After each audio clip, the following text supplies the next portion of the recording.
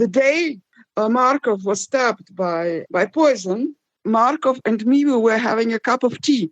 I can still remember how he said, Georgi said, I feel I'm getting fever and I'm getting weak. I don't feel well. I'll go home.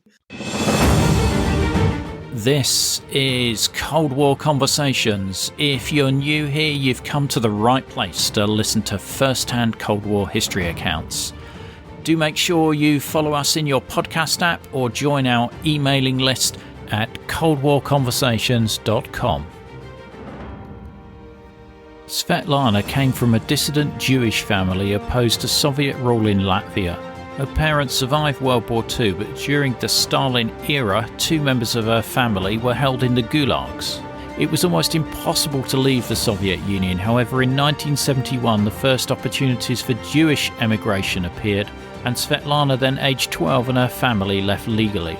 At the age of 16, she's staying with her uncle in London, where she comes across Bush House, the home of the BBC Russian service. Svetlana manages to get a job there and begins to get promoted. She meets Georgi Markov, who is assassinated by Bulgarian Security Services on Waterloo Bridge in London. She's later introduced to Oleg, the chief editor of the Russian service of Radio Liberty, a CIA-financed station beaming Western propaganda into the Soviet Union. This meeting has a profound effect on her life. The battle to preserve Cold War history is ongoing, and your support can provide me with the ammunition to continue to keep this podcast on the air. Via a simple monthly donation, you'll become one of our community and get a sought-after Cold War Conversations drinks coaster as a thank you, and you'll bask in the warm glow of knowing that you're helping to preserve Cold War history. Hello, I'm Craig Donald from Aberdeen, and I support Cold War Conversations with a monthly donation because it marries interesting historical content with fantastic storytelling. Ian is a great gift as an interviewer. He knows his subject so that the conversations are meaningful, but he also allows guests to tell their own story. Cold War Conversations is part of my weekly routine, and I would urge you to make it part of yours. Just go to coldwarconversations.com/donate. I'm delighted to welcome Svetlana to our Cold War conversation.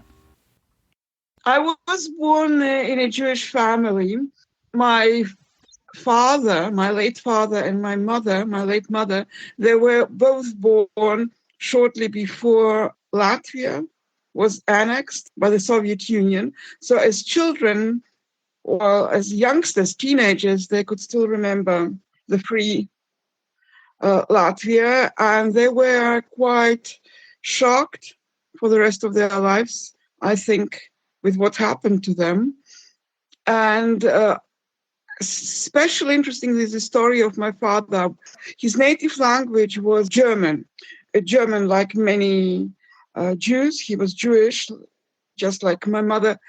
He was from a well-off Jewish family on the outskirts of Riga. Today the city is called Liepāja, Libau in the old times. So anyhow, when the war started in 1941, according to the Soviet Union, I mean the Second World War, my father didn't know a word of Russian, but he and his friends, who were quite active in the Zionistic movement of Latvia, knew about the killing of the Jewish people.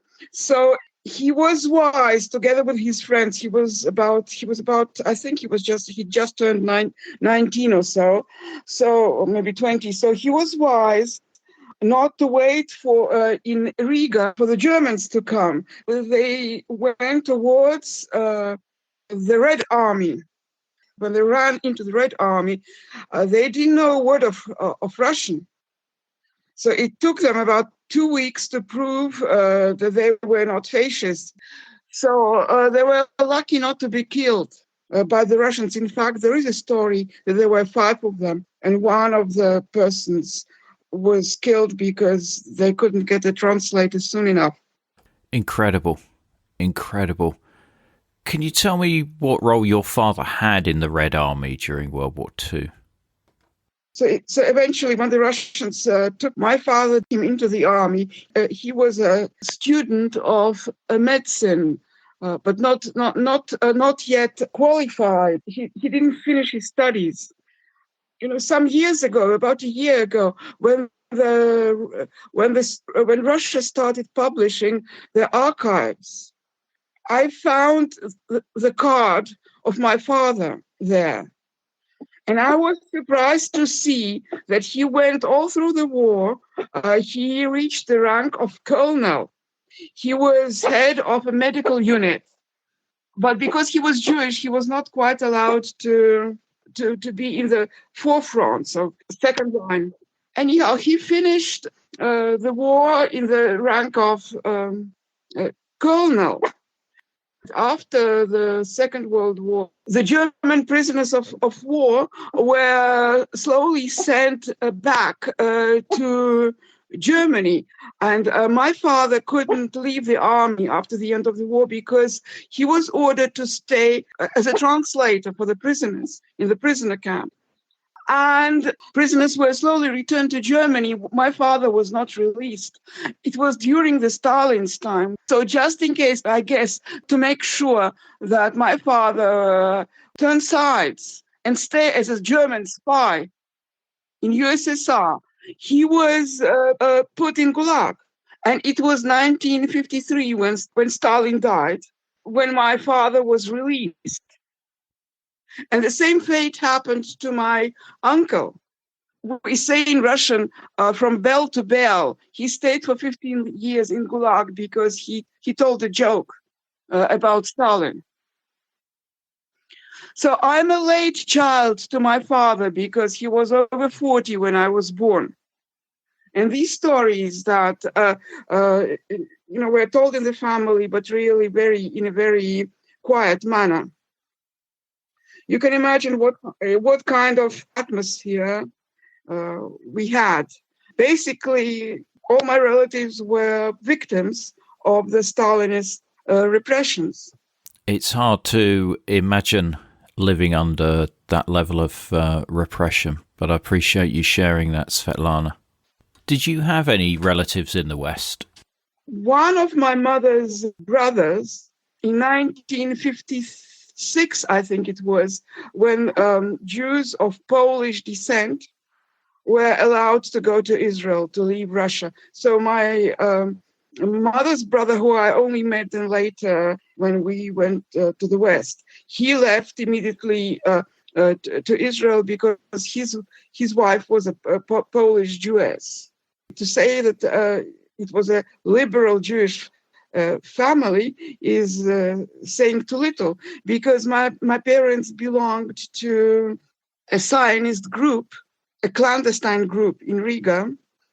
It was led by Josef Kuskowski, and this group was clandestine. It was of traditional Jews, not religious Jews, not specifically studying Torah, but studying the language, Hebrew, and thinking when they would be allowed to leave the Soviet Union. And this is how I grew up, with such people surrounding me. What happened in the end, maybe you recall there was a attempted hijack in St. Petersburg, when a group of mostly Jewish people, Silva Zalmanson and Kuznetsov Anatoly and Mendelevich, there were 11 of them. So my parents spoke Yiddish at home, not German, but Yiddish.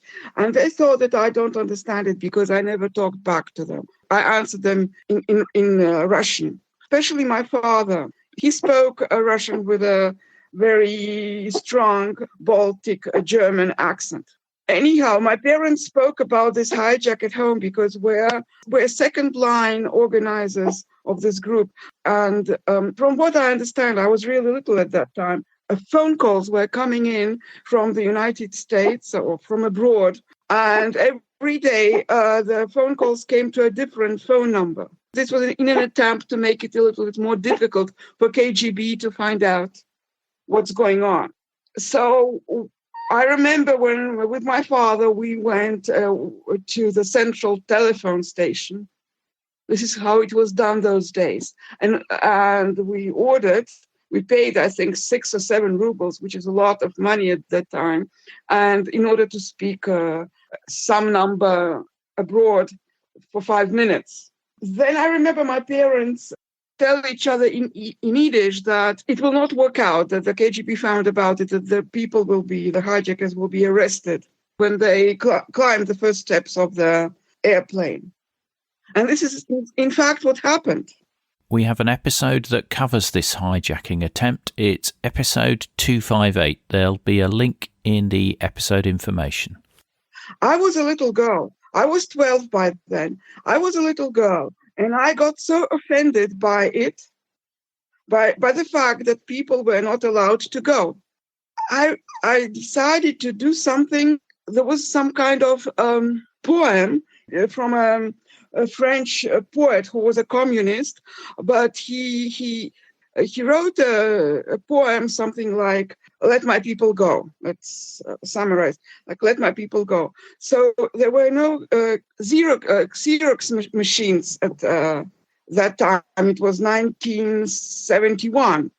So I wrote this poem by hand 20 times or 15 times. I gave it to every Jewish classmate in my school.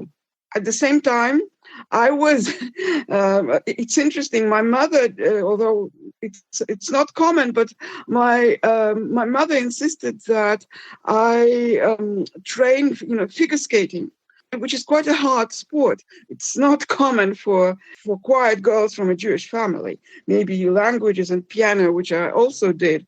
But in fact, English and figure skating was... it was a clandestine plan of my mother that if I am good and if I go to international competitions, that I will stay abroad. Like, I will not return to the Soviet Union.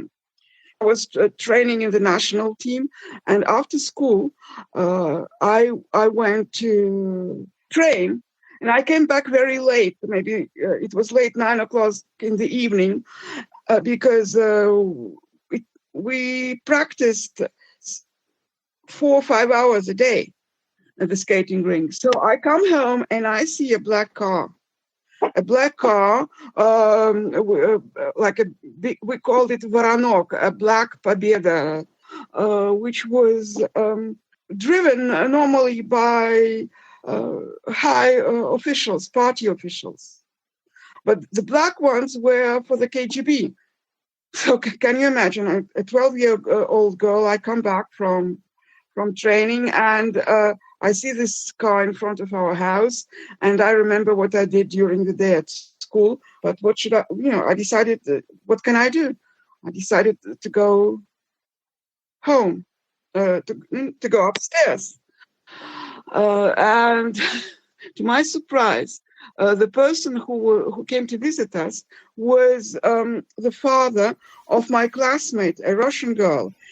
He was vice deputy of the ministry who allowed people to go abroad and emigration. So he's talking to my parents, and he's saying, my name is, my born name is Yeta. So he says, this girl is going to my parents, this girl is going to be in prison because she is juvenile, and you are responsible for her. And if she continues like this, and she's a champion in figure skating. So he says to my parents, please get an invitation to go to Israel as soon as possible, and I will let you go. This was in February 1971, and in June we left. It all went very quickly. My mother's other brother, she had 3 all in all. He lived in London since late 40s, so under a different name. But he, after Stalin's death, he reached us by writing. He wrote us, my mother, a letter, and his brother, he wrote the family a letter from London. So officially he was a different surname, but it was my mother's brother. And he arranged very quickly. He came to Moscow under his clandestine, under his new identity, and which was a risk for him. I remember this meeting. I remember going to Moscow to see him. And he arranged for an invitation to go to Israel, and we were able to leave within 4 months. Were some of your other Jewish friends at school able to emigrate at this time? And everybody was talking about the possibility of leaving Latvia.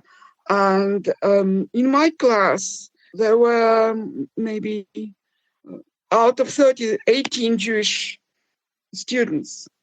And today there is one of them, just one of them, who stayed behind. Within a year, the class was dismantled because already when we were the first ones to go, but we were like saying,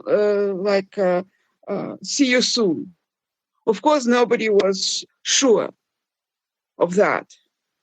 And it took some people, longer to leave.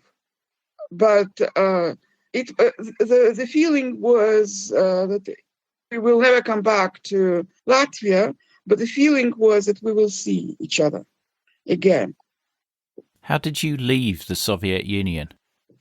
At that time, the only possibility was to leave Russia by train, to go via Minsk to Vienna. And in Vienna, the Jewish families were not allowed to carry any money on them, even not a passport. There was some kind of pink paper, like smaller than an A4, folded with a photograph and the name scribbled on it with a stamp, allowed to leave the Soviet Union for permanent residency abroad. So it was not even a passport. I remember that people were afraid, what will happen? Will somebody meet us in Vienna? Because pro person, grown up, they were allowed to take $100 with them. So $200 in the pocket. I was a teenager, so nothing for me.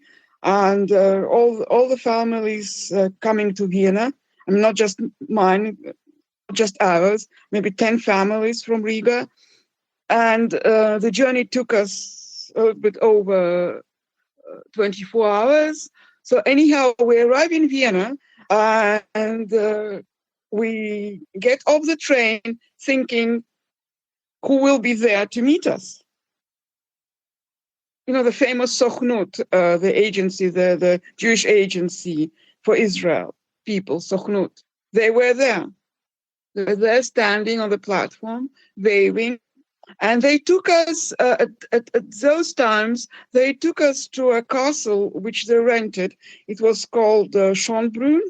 And this is where we got to stay in the first days. And then the families or the people were asked whether they wanted to go to Israel or to the United States, where many families had their relatives. So we were not sure. But the next day, my mother's brother, Simon, from London, arrived in Vienna, and by taxi he took us from Sochnut. He took us over. He took us to a hotel in central Vienna, opposite the famous cathedral, St. Stephan's Cathedral. I can remember it was opposite a big, like in every European city, I guess, a big shopping mall across this square. And my mother was very worried that I will go into the shopping mall and will be stunned by the riches, by the lavishness. But it was like I walked into that. I remember I walked into that shopping mall like I belonged there. I was not surprised. It was like I was born into it. And it was more my mother that was surprised. And like she wanted to treat my uncle to something. He loved home cooking, but she couldn't cook. But we brought some herring, some special herring with us from Riga. pickled herring. And she decided to do some toast with herring. But in the hotel room, there was no fridge. So she opened the window and she put the sandwiches covered. So can you imagine when my uncle arrives and she wants to treat him, she opens the window and St. Stephen's Square, it's where all the pigeons, like in Venice, like millions of pigeons. So nothing, it was everything, the treat was gone. These are my first impressions of the West. Anyhow, my uncle was a champion. I don't know how he managed, but within 3 or 4 days, he managed to get a permission, a visa, like an entrance visa, for us. Using these folded pieces of paper that we had, not even a passport. He managed to get them stamped in the British embassy for us to go to fly with him to London. And what were your first impressions of London compared to the Soviet Union? We lived the other side of Baker Street, Portman Mansions of the street. But anyhow, behind the Sherlock Holmes Museum, can you imagine? It's the best location, one of the best locations in London. My uncle's apartment there was small. My parents got a little bit not surprised, but disappointed, because they thought that he's a rich man, which he was, and living in such a small one-bedroom apartment in a very posh place, but small. As a kid, I was not intimidated by it. I liked it. My uncle was really preparing himself for us to come. He purchased a house in northwest London, not quite Golders Green, but not far away from there. And this was meant to be for my family. It was when we arrived, it was being renovated. So we went to look at it, and my parents felt better. So in fact, my uncle was prepared to stay in the small apartment, like what my mother thought, but he would give us a house. She didn't understand this psychology. I remember my first weeks walking to Selfridges and walking to Piccadilly. I could speak English. I don't know. I didn't feel like I came to this other capitalist world. I felt like I fell into place immediately. I think you're 12 at this point. So what do you do in London? Are you allowed to wander about on your own?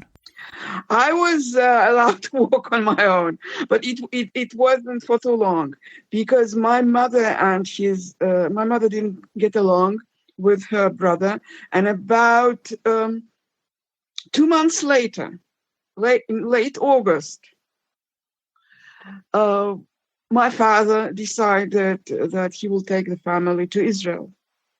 So there wasn't really time for me to go to school because it was in the summer. And in August 1971, we left London and we went to Israel. And this is where I continued my studies.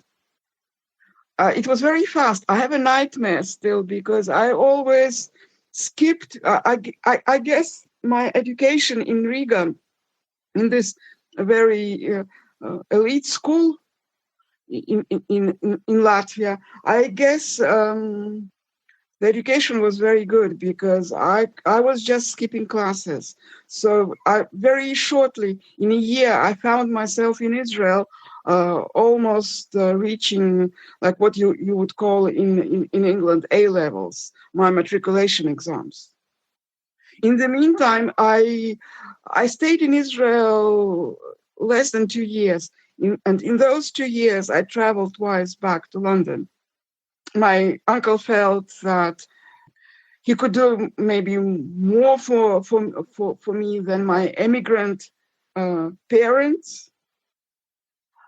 So I traveled twice to London, and in 1973, in October, my father died dramatically, and I couldn't forgive my mother his death, so I ran away from home in Israel. And this is when my uncle finally decided to bring me back to London. So I guess, yes, it was, again, sometimes like in the spring of 1974, I was back to London for good. I just turned 16, which is too early to go to university, but I matriculated I did my A-levels in Israel. So theoretically, I could study. I could go to university because I had my exams, but I was too young to be accepted. I stayed with my uncle, and I worked for his company for a while, and then I decided to do something on my own. I was an au pair for a short time. Like I was not an easy child, so I was an au pair, and one day I walked down in Aldwych down the Strand, and I saw this house, Bush House that I remember because when I was still in Riga in Latvia, my father would make me listen to the BBC in Russian, to the Russian service, and they always announced during the program, "You're listening to BBC Russian service." The announcer would say, "We are broadcasting to you from Bush House, London." So I went to visit the Russian service, of course. I remembered the name of one commentator, which was Anatoly Maximovich Goldberg. And he was previously working for, not for the Russian service, but for the international, I think there is... The BBC World Service. Absolutely, yeah. Absolutely. So he was a very known and a very respectable commentator. And I was quite cheeky to say that I want to see Anatoly Maximovich. But I guess he was so surprised that a young girl is asking for him. So out of curiosity, he went to see me. And I remember he asked me, "Can you type in Russian?" And I said, "No, I can't, because I can only, I'm very proficient with English typewriter, but I will learn fast the layout." And he said, "Okay, come back tomorrow and we will test you." And in the morning I came back, and during the night I borrowed out somewhere Russian typewriter with a Russian keyboard. And when I came back, I said to the person who was examining me that I can't type fast yet because I only had one night to learn, but the speed will come very quickly. I was not, I was a little bit unconfident because I expected a little bit something like harder. The exam would be harder. So I was making excuses for myself. And after I was done with typing, my grammar was good in Russian, my Russian grammar. I was 16, also too young to work, but they said, "You come back." I remember the name of Mrs. Coleman. So she said, "Please come back in 2 weeks.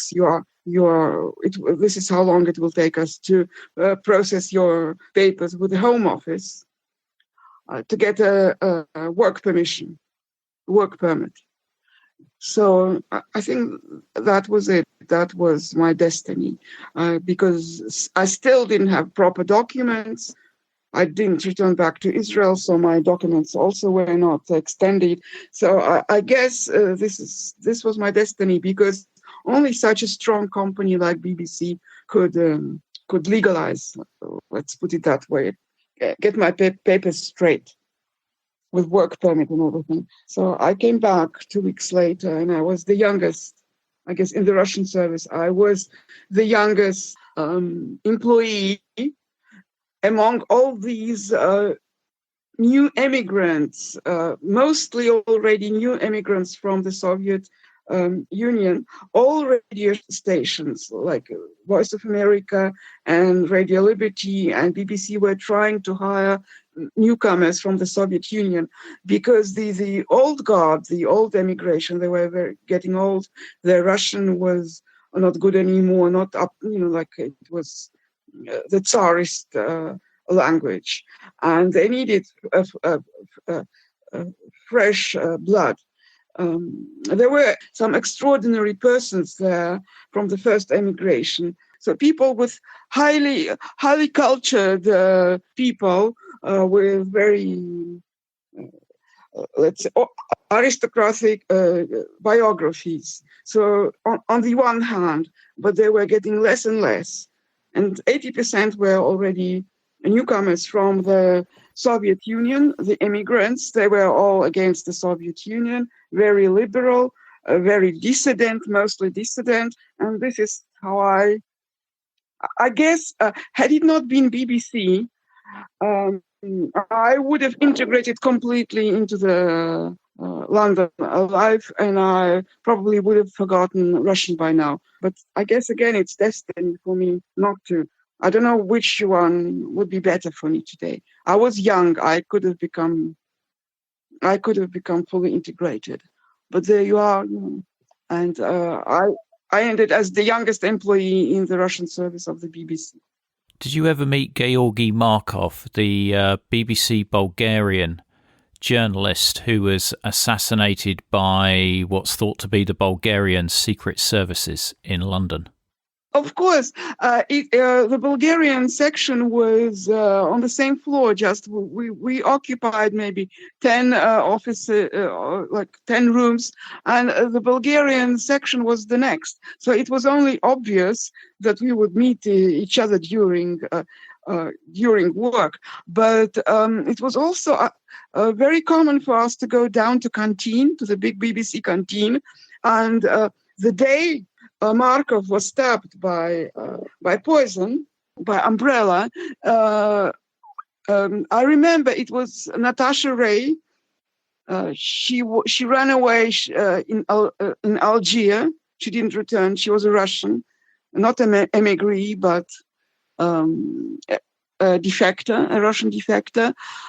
So it was her, Markov, and me who were having a cup of tea, and I can still remember how Georgi said, I feel I'm getting fever and I'm getting weak. I don't feel well. I'll go home. Wow. So you were with Georgi Markov the same day that he was poisoned? Yes. He didn't mention anything about it. He just said that he doesn't feel well, and the next day he was in the hospital.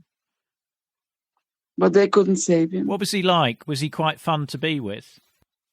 He was absolutely an outspoken, very polite, a real like we from the Soviet Union. We were still more like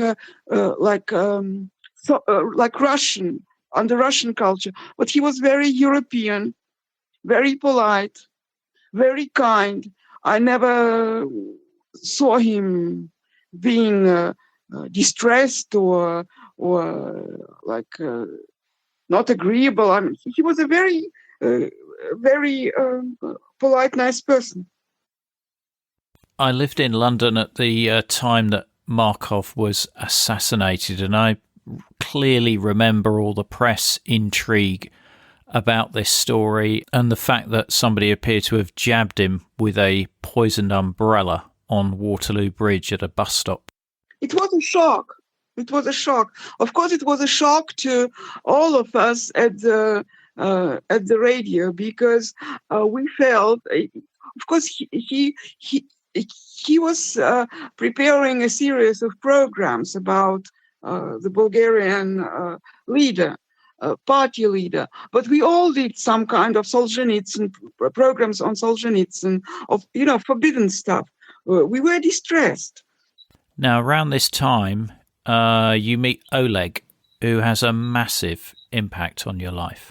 Yeah, Oleg had a friend in London, a defector like himself, and a very simple man, a carpenter.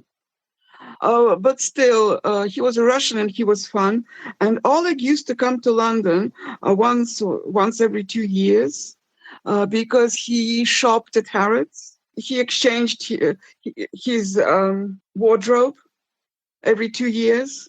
And also he liked to collect stamps. He was a philatelist. So he came to London. It was his routine trip to London. And also, he liked the Playboy Club.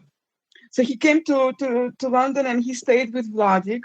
And Vlad was trying to arrange some kind of company for the evening.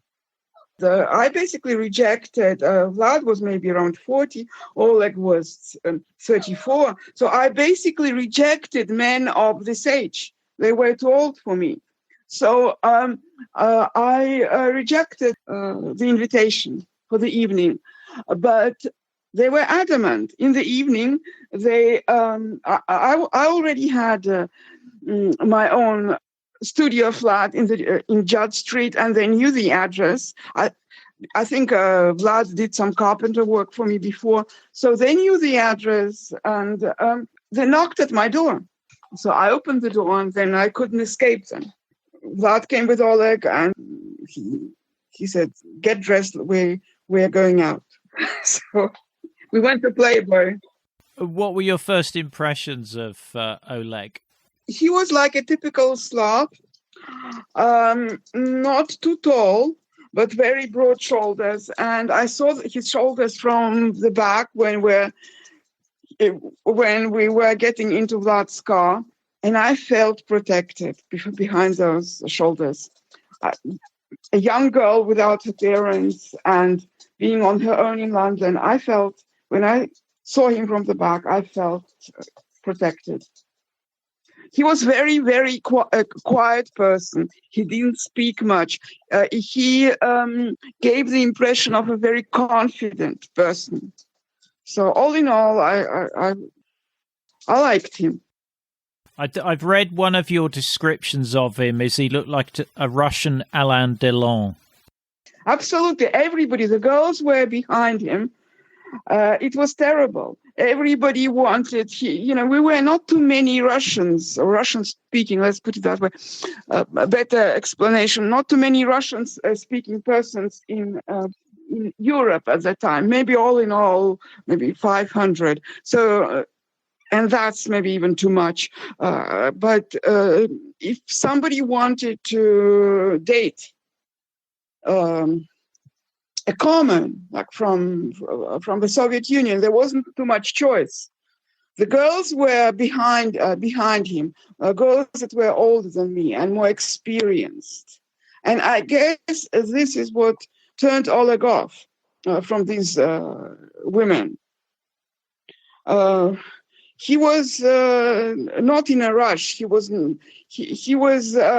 not just like a Russian teddy bear, they also called him, but he was making girls run crazy. And I knew once we already learned each other, and I asked, the people around. I was doing a little bit of my research. Well, I understood that I really shouldn't talk to too many people about learning him. It was like before it happens, like before we marry, I shouldn't tell anybody. Just I should keep it secret. Because in fact, we married in Camden Hall 2 weeks later. It took us only a fortnight. Wow. To get. It was like, yeah. That's incredible. He was in a rush. That's incredible. Just a bit of background on Oleg. How did he escape from the Soviet Union and end up at Radio Liberty? From what I knew and from what everybody knew at that time was that he was this brave salesman on a military ship with his family having a very strong communist and army background. So an officer's son who served on a Russian military ship, who escaped in the, how do you say in English, Dar es Salaam. It's the United something waters of, anyhow, Dar es Salaam. It's the coast of Egypt. They were in the neutral waters opposite the Egyptian shore, according to what we know. And he was, because he was privileged on the ship, like he explains, coming from such a family, he was responsible for monitoring the anti-rocket missiles. And to do that, he had he was given the geographical location map. So he knew exactly how far Libya was away, the border to Libya. So he could plan his escape in the neutral waters, but opposite Egyptian coast, which he first reached after he swam several miles in the water at night, in the dark. And at dawn, he crossed the border to Libya. He knew the direction because he had those maps previously. He crossed the border to Libya, and there, with the help of Bedouins, he spent several days before they actually showed him the way to the British camp. He was picked up by the Brits in the beginning in Libya, and he stayed with the British army in the first days of his questioning. And then, from what I understand, he's talking quite fondly of the British colonel. In his book, he's talking quite fondly of the British colonel. Oleg he was not dressed properly. So before the Brits turned Oleg over to the American, he got clothing from the British colonel. He talks quite fondly of the British, but the reason why he couldn't stay in Britain is because I think at that time the British Prime Minister was planning a trip to the Soviet Union, and so it was kind of a bigger risk to accept a defector from the Soviet Union. So it was The British intelligence suggested to Oleg that if he didn't mind, they would turn him over to the Americans, who didn't mind having a rift with the Russians because they were enemies anyhow, Soviet Union and the USA. How did he end up at Radio Liberty? So the Americans took him by military plane to Frankfurt, where he was examined for 6 months and interrogated to make sure that he was a real defector. And he describes these 6 months very extensively in his book. And after he passed all the exams and the Americans were confident about him, they started looking for a job for him. And it was just the time when Radio Liberty in Munich was looking also like the BBC for new personnel. So it was the American intelligence at Frankfurt, American intelligence officers, who actually gave him this employment at the radio. So basically, he was their man at the radio from the beginning. Most of the American bosses or American personnel at the radio were former military anyhow. So, and Oleg was between the first ones who joined Radio Liberty before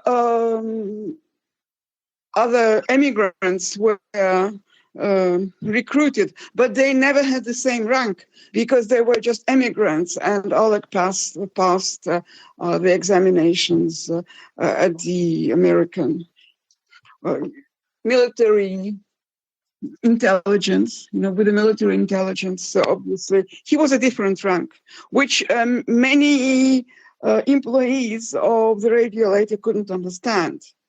He didn't have an American citizenship. That's why he was not employed by the American intelligence. But this was the only difficulty.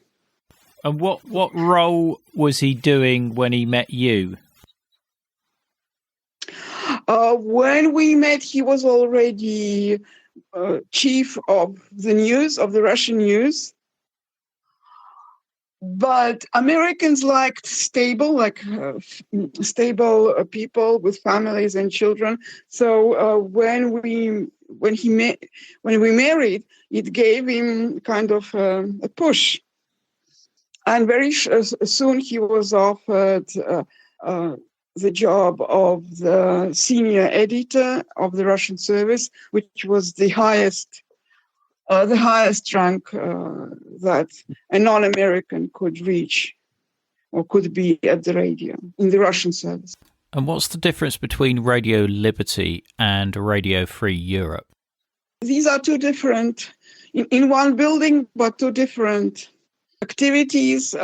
Radio Free Europe was broadcasting to the European countries of the Soviet bloc, or Radio Liberty was broadcasting in all languages of the Soviet Union. I mean, Russian, including all republics, Georgian, Ukrainian, to all the republics. Oleg is based in Germany, so you have to move to Germany with him? It was our choice. We could have stayed in London. It was our choice because I felt after we married, that I want to change. But I was playing into Oleg's gate because he needed me for what happened later. He needed me to be completely dependent on him. So basically, when I said that I would prefer him not to take over the job at Radio Liberty London office, but rather I would give up everything and join him in Munich, it suited him. I quitted my job at the BBC. I sold my studio in Judd Street, or rather I gave a power of attorney to sell it. It was sold shortly after I already moved to Munich.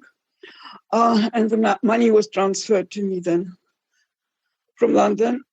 But the biggest mistake was, or the biggest thing was that I was entitled to a British passport in a year if I stayed in England. This was making me a little bit sad, unhappy. So Oleg said, "Don't worry, I will arrange for you to have a German passport or an American, whatever you prefer. This shouldn't be a problem." So basically, I made myself completely dependent on him. How did he tell you that he was working for the KGB? Can you describe the moment? Don't miss next week's episode where we hear more about Svetlana's life as the wife of a KGB spy. Don't miss the episode extras such as videos, photos and other content. Just look for the link in the podcast information. The podcast wouldn't exist without the generous support of our financial supporters, and I'd like to thank one and all of them for keeping the podcast on the road. If you'd like to help the project, just go to coldwarconversations.com/donate. The Cold War conversation continues in our Facebook discussion group. Just search for Cold War Conversations in Facebook. Thanks very much for listening and see you next week.